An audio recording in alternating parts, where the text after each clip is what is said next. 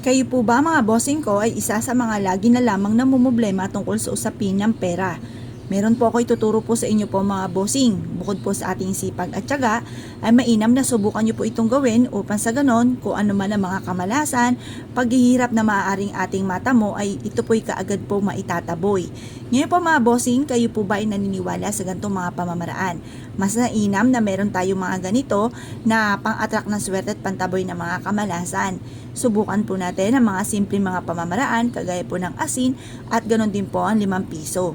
Ang asin mga bossing ko ay isa sa mga subok na napakaswerte. Ito po mga bossing ko ay mabisa rin na pantaboy, higit sa lahat mga bossing ko ang ating asin ay nagtataboy ng mga kamalasan.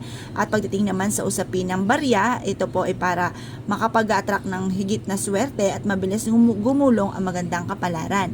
Proven po ito na napakaswerte basta't may 100% kang paniniwala sa mga ganitong mga pamamaraan. Ganito lamang po ang inyo pong gagawin mga bossing. Kayo po ay maglaan ng 1 dakot na asin or kaya po ay 3 kutsara na asin. Ilagay po ito sa isang baso at kayo po ay maghugas na 5 piso na luma. Ang 5 pisong luma ay kulay gold na sumisimbolo ng kasaganahan or kaperahan. Ngayon po mga bossing, pagsamahin ang dalawang ito.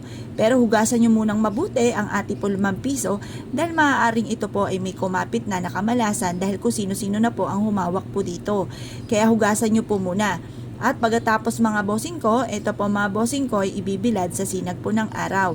Makalipas mga bossing ko ng ilang minuto ng pagkakatuyo ng ating 5 piso ay pagsamahin nyo na po ito. Humarap po kayo sa may silangan ng mga 6:30 or kaya po ay alas 7 matatapos ang paggawa ng pampaswerte hanggang alas 8 ng umaga. Makalipas ng alas 8 ng umaga, pero syempre magukul ka muna ng panalangin, sabihin nyo po dito lahat ng gusto ninyo. Magkaroon ako ng mga bagay na matagal ko nang pinapangarap. Magkaroon ako ng sariling bahay na maganda, malaki, at disenyo na matagal ko nang pinapangarap. Ganon din po mga bossing ko, mag-wish po kayo na magkaroon ng negosyo na dito na ako yayaman. Ganon po ang pag-wish, walang gamit na sana, direct to the point. Pagtapos na po kayo mag-wish mga bossing ko, ibila dito hanggang alas 8 ng umaga. Makalipas ng alas 8 ng umaga, marami kayong pwedeng paglagyan nito. Pero unahin nyo po muna at mas mainam sa ilalim ng inyong higaan. Lalo-lalo na kung paborito kayo ng kamalasan. Makakatulong po ito upang sa ganon maitaboy ang mga kamalasan. At makatulog po kayo ng mahimbing mga bossing. At kayo po mga bossing ko instead na kapitan ng kamalasan ay puro suwerte ang dumating. Proven po ito mga bossing. Kaya kung kayo po ay naniniwala at gusto nyo po na magkaroon ng ganito ay mainam po yan. Dahil ang pagkakaroon ng ganito ay tutulungan ka para magkaroon ka ng mabisang proteksyon. At kayo po ay hindi malasin at instead na puro kamalasan ay puro suwerte ang dumating po sa inyo. Ngayon po, kapag inilagay nyo na ito sa ilalim ng inyong higaan, lagi nyo pong bibisitahin at titignan ang inyong asin dahil maaaring ito ay natunaw. Kapag po yan natunaw, ang ibig sabihin yan ay marami yang nahigop ng mga negatibong enerhiya na nagdudulot nga po sa inyo po ng kamalasan. Kaya mas mainam, huwag kang malungkot, hugasan nyo lang mabuti ang barya, hugasan ang baso, patuyuin at lagyan muli ng panibagong asin. Makakatulong po ito upang sa ganon mga bossing ko ay mahigop na mahigop ang mga kamalasan at masolusyonan kagad ang problema at ito po i-adjust ako sa lagi ikaw ay suswertihin. Proven po ito. Kung kayo po mga bossing kayo kumbaga nagmelt na naman yung asin, hugasan niyo po muli ito at yan po ay darating po ang panahon na yan po hindi na po natutunaw. Ako po mga bossing, nagtiyaga po ako mga 5 buwan or 7 buwan, lagi po natutunaw. Pero nung ito po ay natapos na ang pagkatunaw mga bossing, ay naninigas yung pinakaibabaw pero yung ilalim okay po yun. Okay po yun kapag po ganun. Hindi na po ako natutunawan ng asin mga bossing. Nung mga unang sabakan ay laging tunaw. Ako nga po yung naiiyamot at ba't ba ito'y natutunaw? Pero nung katagalan mga bossing ko, hindi na po siya natutunaw kahit taon pa ang lumipas. Bagamat yung pinakaibabaw ay naninigas pero okay pa rin po siya mga bossing. Ngayon po mga bossing, kung kayo po naniniwala at naisyo po itong gawin mga bossing, wag na po kayo magpatumpik-tumpik pa. Subukan nyo po ito, proven po ito na maswerte. Ngayon po mga bossing, subukan nyo na po itong gawin at i-mindset nyo na kayo magiging matagumpay. Kailanman na hindi na kayo muli pang mamumblema. Lahat ng mga pangarap po ninyo ay matutupad. I-mindset nyo na ang lahat ng gusto po ninyo mga bossing at makakamit nyo po lahat ang mga pangarap po ninyo, sabay lalo ng sipag at tiyaga at pananalig sa mahal na Panginoon mga bossing.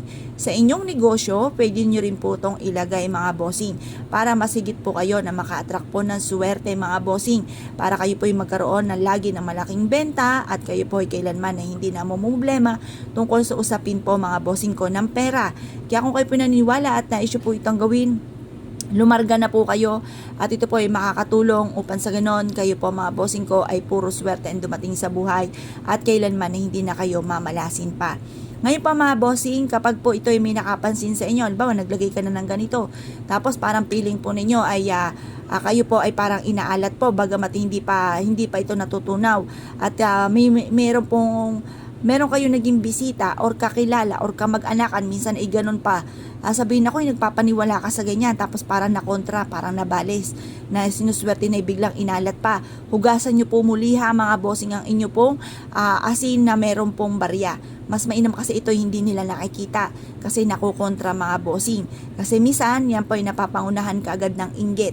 Naiisip nila baka ikaw po ay umasenso at naiinggit po kaagad, kaya sila ay madalas ay kinukontra or may mga reliyon or hindi sila naniniwala. Kanya-kanya naman po yan mga bossing ko ng paniniwala. Ako po mga bossing, meron akong kakilala, siya po ay merong ibang pinaniniwalaan pero kailanman na hindi ko kinontra. Kasi tayo po naman ng bawat tao ay may kanya-kanyang opinion.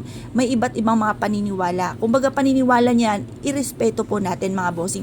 Kaya lang may mga tao mga bossing ko na may paniniwala na dediretsahin ka na para kang siraulo, naniniwala ka dyan, nakukontra po mga bossing. Kaya pag may ganung pagkakataon, palitan nyo po muli, hugasan yung barya po ninyo, tapos palitan nyo po muli yung asin. Tapos mas mainam na hindi nakikita ng ibang tao yung ginagawa po ninyong ganito mga bossing.